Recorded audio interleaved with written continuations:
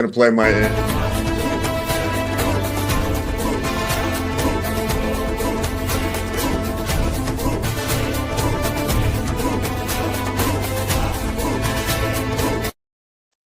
All right. Welcome everybody. Welcome to the show. I was trying to do things a little differently and just have a little segment of interview, but apparently it's dropping the intro and everything. So welcome to this week's episode of Dropping the Hammer. Today I've got a very special guest, one of my buddies that I've met through wrestling. Hadn't really gotten too much face to face with him. Always been doing something else at the same time. But my buddy Ben Morrow. Ben, welcome to the show. Thanks, Warhammer. I appreciate it, man. Good to be here. Yes, sir. So you sent me your promo and your bio, and man, I gotta say this is some cool stuff. This is much cooler than what I do. So when I first got your information, I was building the Sons of Plunder. I don't know if you got any information on that. I know that's kind of the first few messages a long time ago, but you weren't wrestling at the time, but you were the exact mold that I was kind of looking for, just a bigger guy to be my berserker. So, the fact that, we're connecting now, I'm still cool with it. Yeah, like I said, man, my in-ring time was kind of done, but I'm definitely never not be part of the business. So, and it's one of those things. Once you're in it for life, like the mafia. In one absolutely. facet or another, you're doing something. It runs in my blood. I can't make that go away. So, you sent me this stuff, and I'm several things are popping off. OPW out in Portland. That's a big name. How long were you in training? So I spent almost a year and a half in training. About a year into it, I had my first battle royal as a wrestler. I was wrestling for Randy Taylor and Tim Flowers up there in Tacoma, Washington when I first started with the PWF. And the school kind of ran everybody who showed potential. They would put them in a rookie rumble. And basically it was an over-the-top rope battle royal at the beginning of every show. It was a chance for the rookies to prove themselves. You stayed in battle royals until the powers to be thought you were good enough to have singles matches. I was fortunate enough to only do one rookie rumble, and I went into singles matches the very next show. So went into business for yourself. That's awesome. I kind of did the same thing. I was in a rumble. I was in 2 rumbles. It's not so much that the rookie rumble, but we didn't have a storyline yet for me. But as soon as I hit the ground running, man, I full steam ahead. Man, you got some big moves. I see an inverted suspended DDT, like. So that was the best way I could describe it. Michael Modest. It was actually, if you ever watched Beyond the Mat. Yes. So the finisher that Michael Modest used in that documentary, if you remember his dark match, and so that was Michael Modest's finisher anyway. And like I said, I don't remember what he called it, but I actually got to work in an independent show. I was still kind of trying to figure out what my finisher was going to be. I started out with like a springboard bulldog. I used the rock bottom, called it the moose bottom for a little bit, till I was kind of just finding something that was my own. And I noticed that his move wasn't really mainstream. It wasn't something you saw every Monday night. And so when I was backstage with him, I asked him permission to use it, a variation of it anyway, and call it the moose drop. So that's where that came to light. It sounds big. I guarantee you, with you, big size, 6'3", nearly 300 pounds. I can see it. We've got similar guys that I enjoy wrestling. I enjoy wrestling giants because I get to give everything into it, and they're gonna throw me, twice as far. So Absolutely. It makes a lot more noise when 2 big guys hit the ring. It's definitely got a big shock factor to it. So absolutely. Yeah, your entrance, you kind of set the tone for me. Yeah, that's Symphony of Destruction by Megadeth. That's amazing. Now you're the American Berserker, outlaw military. That's awesome. tying into your military, how long were you in the military? I We can go was straight into that. I was active duty for 5 years. I enlisted right out of high school and went in 1998, and I got discharged 5 years later with a medical discharge and was able to come home and pursue other avenues. I actually went through wrestling school while I was still active duty, and did that on the side in the weekends when I had free time and stuff like that. So I was actually, my first character was Corporal Moose Morrow. It was my first gimmick. Went kind of like a new age version of, younger version of Sergeant Slaughter. Is kind of how I looked at it. I was a big baby face for a long time, drawing on that military career, and just the page coming down with a flag around my neck, just the whole patriotic deal. Like I said, that's how I started rolling. So That's, I mean, that's a great start. I mean, it's that certainly, shaped your body, shaped everything about you, and adding the wrestling on top of that, that's just another thing, another facet. And what I was always told, find something that is you and crank it up. So this is definitely you cranked up to 11, yeah, that's absolutely right. I always tell people it wasn't necessarily a different character. It wasn't somebody else I was pretending to be. It was just Moose on volume 10. So one of the lines you got. You said he doesn't wrestle for cheers or boos. He wrestles for destruction, leaving chaos and broken bodies in his wake. Man, that is what I always imagined Sons of Plunder. In the bio I have, we were sent back from Odin for blood, glory, fame, and gold. Just to kick ass. So yeah, that's exactly yeah, to plunder. I had a help from manager when we were wrestling for an NWA affiliate. I had the I guess privilege of having a manager that knew how to train monsters. So Paul Bearer was actually my manager in NWA, and I was turning face, going from face to heel. I came back from a surgery, had some time off, and I wanted to reinvent myself, and they wanted a big monster heel rather than the baby face I had been. And the only way I could get the crowd, because by then I had a pretty good following, and the only way I could get them to boo me was to just be an unapologetic monster that didn't care whether I won or lost, as long as someone got hurt, as long as I just left destruction and bodies in my path. That's where the body bag saying came from, was that, Moose was there to just hurt people, and I didn't care whether a belt came with it or not. So You were talking about having a following. Yes, I do know what you mean. I ended up was working heel in one company, and I've got a following, but I ended up choking somebody in the corner and was getting cheered for it. yeah, it was hard because, like I said, even as a heel, they still expected my moves. They expected the big flare chops in the corner where I made people's chest bleed. They expected the moose drop. They expected the power bomb. They still wanted to see those big things, but I was doing it to their favorite wrestlers rather than being one of their favorite wrestlers. And so, like I said, it was a kind of a hard transition after almost a decade of being a face. So Oh, you said chops, making it bleed. Like, oh, that's I love me some chops, and I will end up looking like a hamburger meat after a match because I'll give them just as good as I get them. So well, that's how it should be. Like I said, man, it's now looking at your titles, man, you've got title on title on title. Hit me with some of your titles. Come on. CPW television champion. I was AWA and NWA affiliate. Oregon Pacific Northwest heavyweight champions. I was a Heritage, AWIF Heritage heavyweight champion. I was actually part of a three-man tag team championship reign for Dory Funk's Funking Conservatory in Florida when I went there for a mini camp. Like I said, I've been blessed with companies letting me carry that banner or that confidence, being a representative of their company and their titles. So over the years, like I said, it's been a lot of different ones.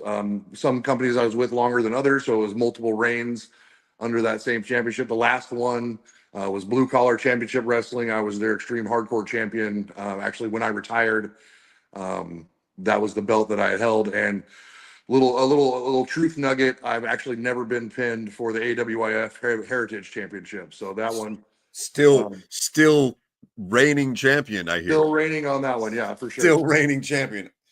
That's all that matters. Still reigning champion. That's Man, that's awesome. I myself have never been in a hardcore match. I don't really want to get into a hardcore match, but I know you've seen some of my matches and they've Well, that's the turned difference for me hardcore. is that I grew up I graduated high school in the mid '90s, so I was a big ECW fan. I was a very big fan of the Attitude Era, those kinds of styles. And as long as it was hardcore, not just for the sake of being hardcore, but actually telling a story, still very much like Mick Foley did in his early days in WWF, as well as some of those other guys, Rob Van Dam, Taz. They were all really big influences on me. Um, it was a hardcore. It was just an added factor Toughness. to the story rather than Yeah, just being the whole story. Not just You're not just bleeding just for blood. You're not doing this crazy crap just to hurt each other, but it actually helped tell the tale that we were trying to tell in the ring. So. absolutely. Absolutely. And like I said, you've seen my matches. They've turned into a hardcore match really quickly, but Oh yeah, a I lot of those were the hard way, whether I liked it or not. So I got scarred all over my head to prove it. So it happens to the best of us. But man, the main reason I got you on here, we can talk wrestling all day, but you're you're hosting a show. I mean, let's rewind that. You're part of an MC, correct? it's actually a VC. It's a veteran club rather than a Excuse me. motorcycle club, Excuse to me. avoid state politics. That we're a nationwide veteran club. We are veterans, descendants of veterans, first responders, and firefighters. Um, we are Odin's Sons Veteran Club. I am president of the Ironside chapter here in Hardin County. And I was trying to find a way to, we stood up, maybe it was like end of the summer when my chapter finally stood up and they made me president over here. So one of the big things I wanted to do was give back to veterans in my community. My mission since I've gotten out of the Army has been to help veterans and their families with whatever they need, whether it was trying to get a higher disability rating, talking to the VA, helping them build a porch if they needed a handicap ramp, anything like. I did that all on my personal term and personal times anyway. While I was in Oregon, I was a founder of an actual MC that was Veteran Riders. So like I said, this is my second veteran club to be a part of as far as motorcycles go, and my mission hasn't changed. Like I said, when a soldier comes home, if he doesn't have a mission, he tends to wander kind of lost.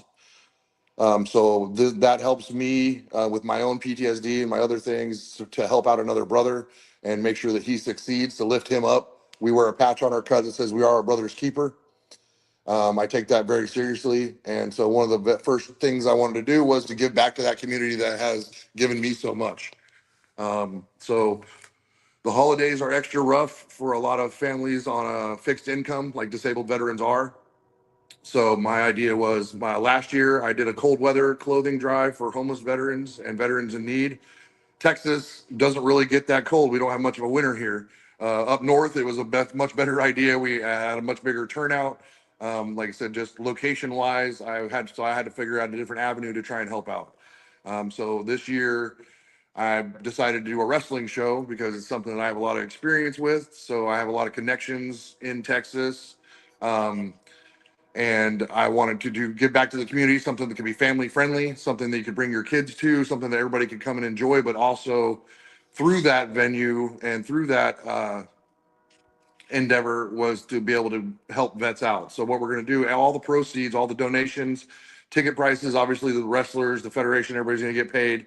Those guys got to eat too. But every dollar that is spent on this show is going into a bank account to help with veteran outreach. So what we're going to do is go to HEB and these other local grocery stores and buy a bunch of groceries, get a bunch of veterans families in need, have them meet. We're gonna have a couple different meetup places where I can hand out a box, and that box will have a ham, a turkey, basically everything to make a holiday dinner, whether it be for Thanksgiving or for Christmas, and give out as much as that as I can from the proceeds of this show. So that was the premise behind what we're doing and why we're doing it.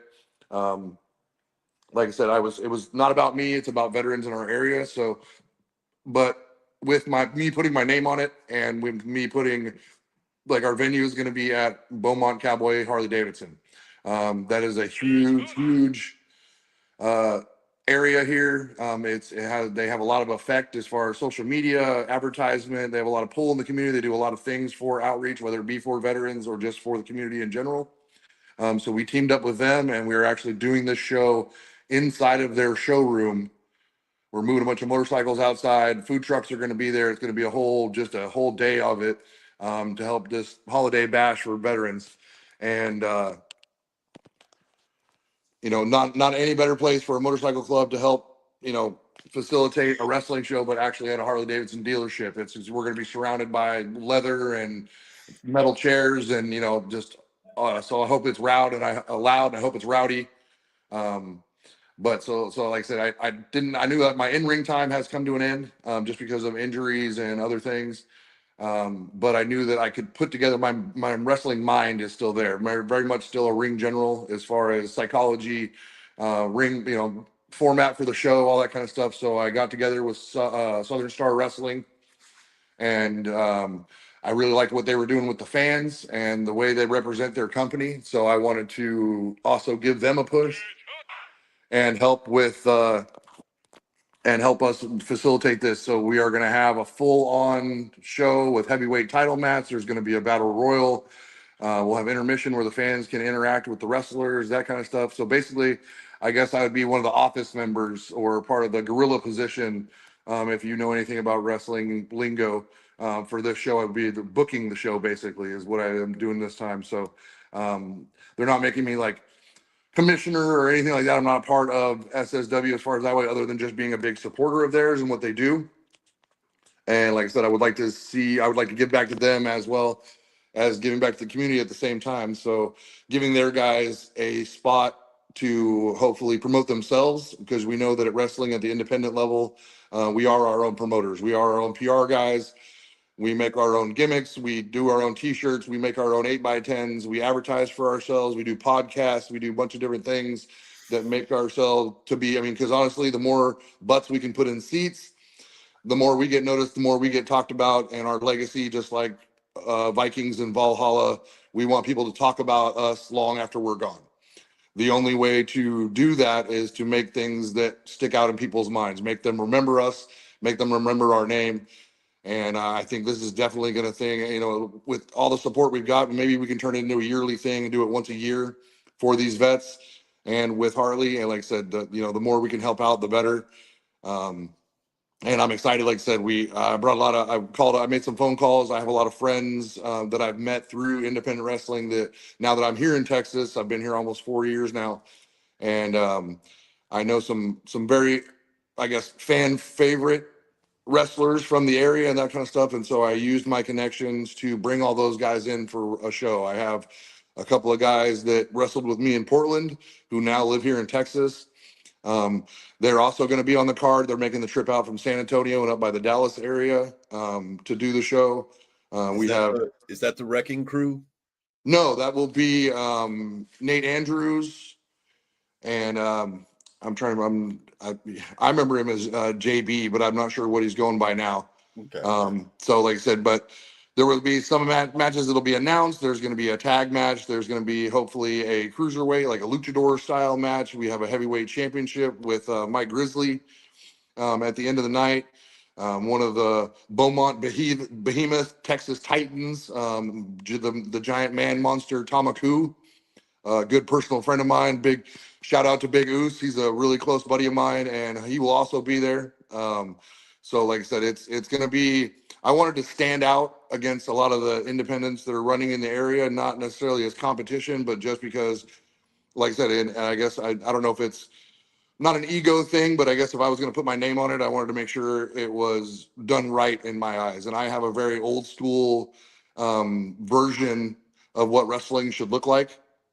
I have a very old school mentality as far as how matches should be set up. There's certain things you do, certain things you don't do. And I want to make sure the fans get everything that they paid for. And the only way to do that, I feel like, was to get my hands in it a little bit and make sure that the show was going to go off like I think it should. I wouldn't call that a little bit. I'm gonna call that 110%, because that's exactly the trajectory that this show has got. When I found out it was the Odin Sons VC, I could not wait to jump on board. Then it was for a veterans, benefit. Yes, please. My father, my grandfather, my uncles, several family members. I could not wait to help out. So the Sons of Plunder are very excited to be a part of this, and that's just it's a match made in heaven for us. Yeah, absolutely. Like I said, I mean, with me having as on my way out, with my family is very much, like I said, very much of Nordic descent. Almost 88% of my DNA comes from that area. So as I exited in ring time, I used the American Warhammer. I actually used changed it to the American Berserker out of respect for my buddy Warhammer when I got to Texas. Um, so there wasn't more than one Warhammer running around. But I'm hearing there's still a couple of Warhammers running around. well, I only know of two that matter, so that's all I'm worried about. And you're one of them, brother. So, like I said, I have Viking runes tattooed on my face. I ride with a Viking club that has a white and black raven on the back of our cut, and it represents the future and the past. And like I said, I want to bring that mentality to any wrestling that I get involved with. I very much think that wrestling is old school and very much new blood, but it needs to be boiled at the same temperature that it was in the 70s, 80s, and 90s in order for it to have the majesty and the magic that the fans fell in love with. It has to have a certain recipe. And if you don't put that in there, it doesn't go. I'm again 110%. I believe it. I believe it. Yes, sir. I can't wait to be a part of it. That's November 22nd. So that's not this weekend. That's next Saturday. Next Yes, sir. Saturday, Beaumont, Texas. At the what Harley Davidson. Cowboy Harley Davidson. That Teddy one. Morse, Cowboy Harley Davidson on Beaumont, right there off of College Street on this off the side of I-10. Like I said, you'll see the big sign. It's all over Facebook. We're trying to advertise as best as possible. You can still scan the QR code and get your ringside seats, but we are not excluding anyone. If you buy a ticket, you will get a ringside chair. Anybody who shows up that day and can afford a ticket will still be able to stand and watch the show. We're going to make it a community event where we don't exclude anyone from coming to watch. Harley Davidson will be open earlier that day. We are opening the doors for wrestling fans at 1 o'clock, and the bell time for the first match will be at 2 p.m. I know I'll be down there much earlier. I'll get there as early as I can. As ZZ Top says, chrome smoke and barbecue. I cannot wait for next Saturday. Yeah, it's gonna be, like I said, it's gonna be red, white, and blue. It's gonna be barbecue. It's gonna be Texas. It's gonna be all the things American that we want to see. It's gonna be Vikings. It's gonna be bikers. It's gonna be. I mean, there's nothing bad about what this show represents. So, No, so and that's everything about it is more than positive. So. that's the same thing this podcast is all about. It is not about negativity, even in a violent sport that I do. It is about promoting love. There is no hatred. There's never even a burying of my opponents. It's if anything, it's burying my work and how bad I did in such, to lead up to the problems that we had. But no, this is positivity. That's what I do. This is a beautiful thing you're doing, a beautiful thing we are going to do. And like I said, next Saturday, I cannot wait. Yeah, like I said, So, I will be there. Our sponsors will be there. So like I said, well, hopefully we'll have everything set up and ready for the fans to enjoy that ring being right there in the middle of the showroom. Bring everybody you know. Like I said, it's going to be loud. It's going to be fun. And I don't think anybody is going to go home like they didn't get one of the best independent wrestling shows of their life here in Texas. So absolutely. And brother, thank you for coming on tonight. I know you got a busy schedule, so I'm gonna let you get to it. But thank you for coming on, and I'll see you in a couple weeks absolutely, brother. Like I said, your family, let me know if you need anything, man. Just give me a call. for sure. And I'm gonna call on you to get some ink work too. I promise. All right, brother. Sounds good, man. Yes, sir. See you later. Later, bye. Let's see how we do this. We're gonna do that. Okay, so we're back into it. Yeah, that was Ben the Moose Morrow, the American Berserker, the American Badass. Number 2. I'm gonna call him that. You know, someone I've gotten really close with, and been able to pick his brain on the few times that I've been able to talk to him.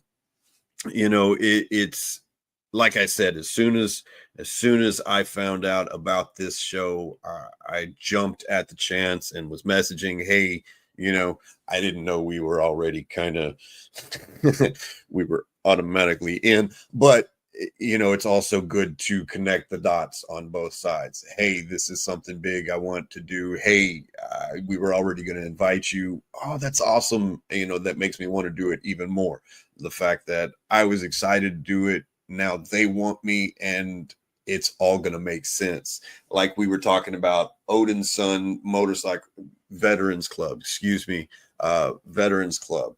That's a big thing. The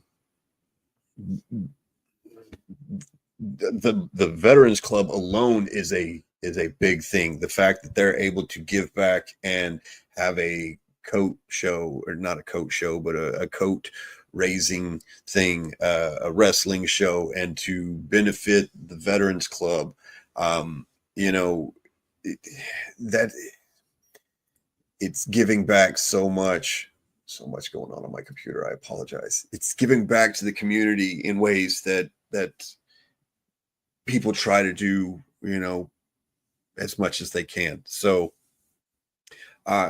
this is the best way to do it. This is going 110%, like I've said multiple times. So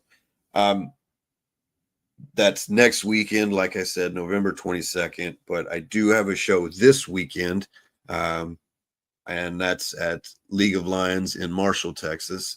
I will be defending my digital media championship against somebody. I don't want to say the wrong name, and I don't want to say the wrong name, so I'm not gonna have to retract that or change it because I said something wrong. But it's one of our newer guys. Certainly gonna push him to his limits and see what he's got. So hopefully he's ready to feel the berserker might, feel the berserker rage, because let's say he's not ready for me. He's not ready for the hammer. And I wanted to give Ben as much time tonight as he wanted, as he needed, because it's such a big show. I didn't want to do it in a post-match breakdown or something like that next week, because I will be talking about my match from Marshall. And it's this show that he's putting up needs its own show. So wanted to talk to him for, like I said, as long as I could. I guarantee you he'll be back. We will talk wrestling again. He's not going anywhere. I'm just going to get closer to him. It's funny he said he changed his name because, if we'd have had to wrestle for it, I guarantee you I would have lost. Brawler to brawler, yeah, I would have gone, toe to toe, punch for punch. But when you are 6'3", 293, he said, so we can call it 300 pounds. That's 120, 130 pounds more than me. It's almost twice me. So I got to come twice as hard, twice as fast, and I ain't twice as many people. So, but that is it's another reason why I like.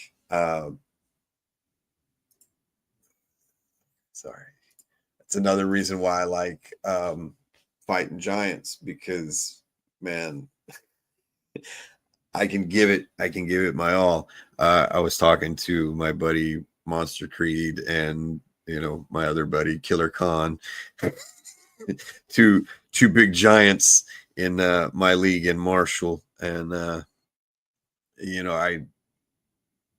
I will throw my entire weight into them, knowing that they're going to catch me and just spike me.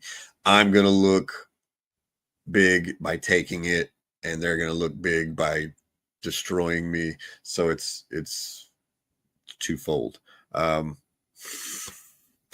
Big moves go big with big men. All right. That was pretty much like I said, what I wanted to talk about. I had some other things planned, but I forget things flow. But November 22nd is a big show, and like he said, there's still tickets available, still sponsorships available. I know I've posted the flyer. I'll post another flyer here real soon. That way everybody can get QR codes and things like that. So my hope is I'm just trying to sell as many tickets as I can. I was trying to get another veterans club from Northeast Texas to ride down. I don't know if they're still able to do that, if that's in the works. He said there's possibly a couple people that can make it. So if they can do that, having two clubs down, come on, it's more love. That is more love, more veterans, more support. And that's what this show is about. That's what I said. That's what I do. I just want to support people and help him. Just like he said, I am my brother's keeper, no man left behind. I can go farther knowing you're right there with me, because together we're getting through this. So thank you, everybody, for joining us. Thank you, Ben, for showing up and let me interview you for a little bit. Thank you to all the Drangiers and Shield Maidens for tuning in this week. Definitely want to tune in next week. I'll be lumped up. I'll be bruised. And we'll talk about my match from League of Lions Marshall. I don't remember the name of the show. I'll have to look it up, but I'll post that flyer and that card and that stuff in just a little bit. But thank you, everybody, and tune in next week. Be sure to hammer that like button, share this with your friends, follow me on all social podcastings. Also, before we go, I would like to announce that I did get approved for the sponsorship through Silver Lining, the clothing company with the gems and crystals infused in the dyes and inks. So just like Debbie, I've got a link on my to my account, and you can get 10% off through their shop. So I'm excited to work with them, excited to work with Ben and the Odin Sons VC. Excited to go back to Southern Star Wrestling, back to Beaumont. I mean, several things. This is big, and I'm digging it. Life's a garden, got to dig it. But I'm the hammer, so we're hammering stuff. All right. Good night, everybody.